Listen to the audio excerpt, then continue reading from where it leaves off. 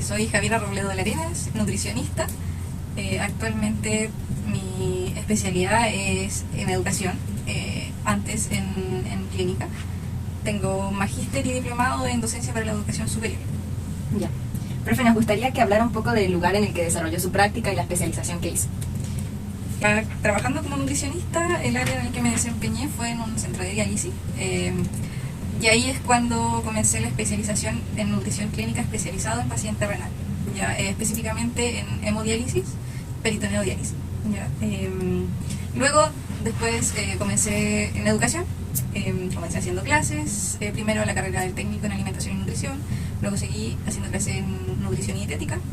Posterior a ello, comencé a trabajar como coordinadora de carrera en el Instituto Profesional de Chile y ahora estoy de jefa de carrera en la misma institución. ¿Qué materia dio cuando fue profe?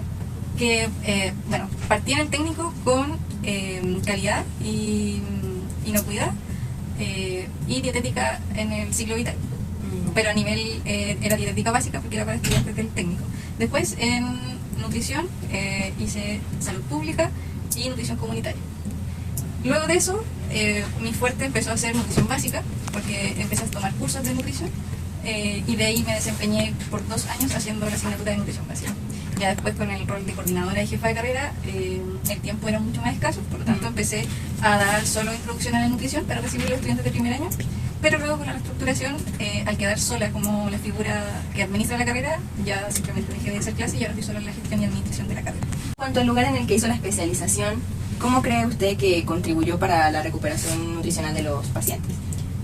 La nutrición renal es el pilar fundamental para recuperar un paciente, porque el paciente, al tener el riñón malo, digámoslo así, no filtra ciertos micronutrientes que van a producir una intoxicación en el paciente. Entonces, a medida que yo voy mejorando los alimentos que pueda consumir, voy mejorando el estado de salud del paciente.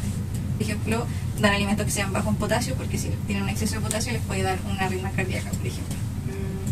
Y en cuanto a los alimentos, ¿cómo los alimentos influyeron para generar un cambio positivo en la vida de sus pacientes en ese lugar? Tenemos, por ejemplo, el paciente que llega a diálisis con un exceso de potasio y fósforo, pero muy elevado, al momento de dializarse, si el paciente no tuvo una buena adaptación al régimen alimentario que yo le estoy proporcionando, puede ser que pase por calambres constantes en el periodo de diálisis, lo que va a generar que el paciente no complete el ciclo, no pase por el proceso de desintoxicación correspondiente, por lo que va a ir empeorando la calidad de vida del paciente. Si se adhiere a esto, va a pasar por mejores ciclos de diálisis, va a lograr su peso botando el agua que acumuló durante el periodo sin diálisis.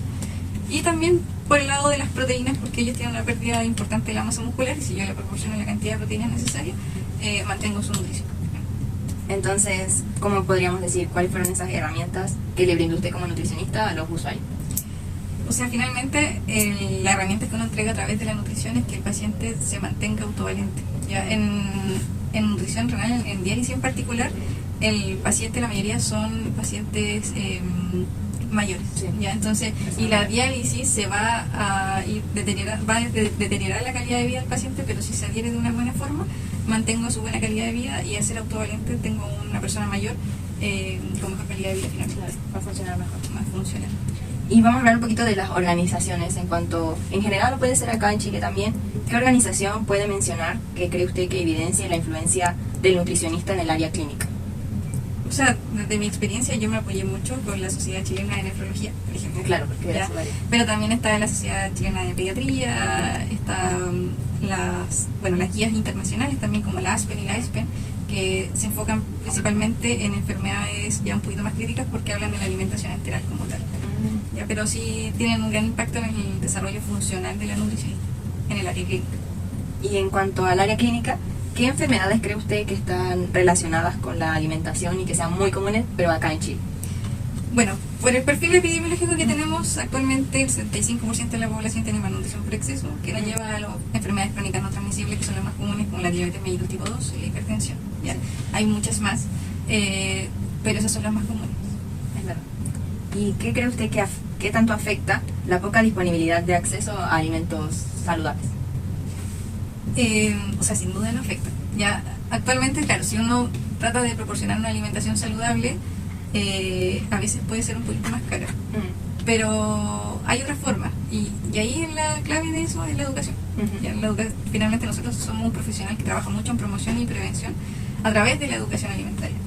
¿Para qué? Para poder dar herramientas para que el paciente pueda elegir dentro de su presupuesto alimentos más saludables. Es verdad que hay algunos alimentos, por ejemplo el aceite de oliva, que es un aceite excelente, pero es mucho más caro que un aceite vegetal. Sí. ¿Ya? Y esas cosas, claro, hay que ir mejorándolas a través de las políticas públicas, pero esperemos que vaya mejorando. Vamos a hablar de políticas públicas. ¿Le parece a usted que la ley 20.606 está bien aplicada en nuestro país? ¿O podrían dar una opinión personal?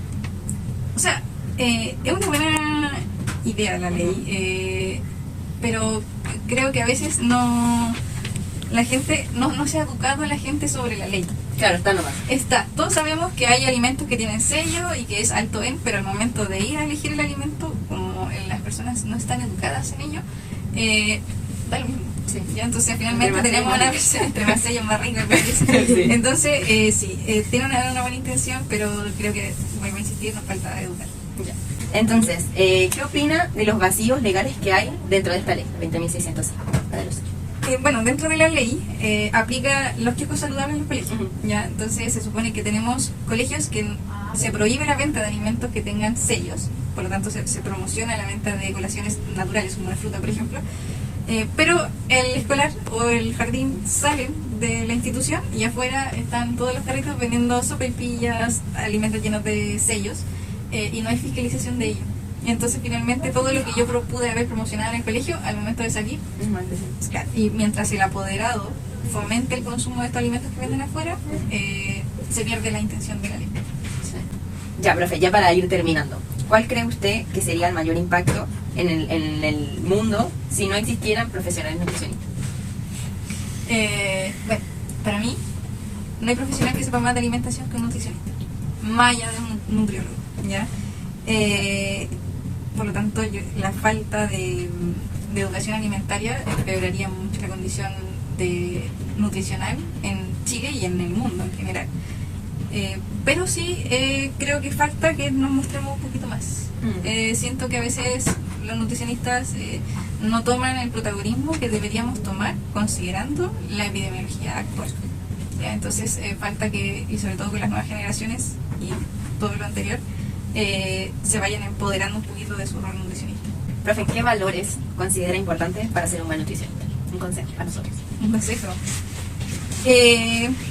Yo creo que el desarrollo de las habilidades blandas o inteligencia emocional es súper importante para un nutricionista, ¿ya? Porque lo primero es que trabajamos con personas, la empatía pasa a ser fundamental en una atención. Incluso atenciones no solamente cuando hablamos de un paciente con obesidad, sino que un adolescente, por ejemplo, que está propenso a tener algún trastorno en la conducta alimentaria, ¿ya? Entonces creo que la inteligencia emocional es la clave para tener un buen resultado dentro de una atención. Muchas gracias por su tiempo. De nada.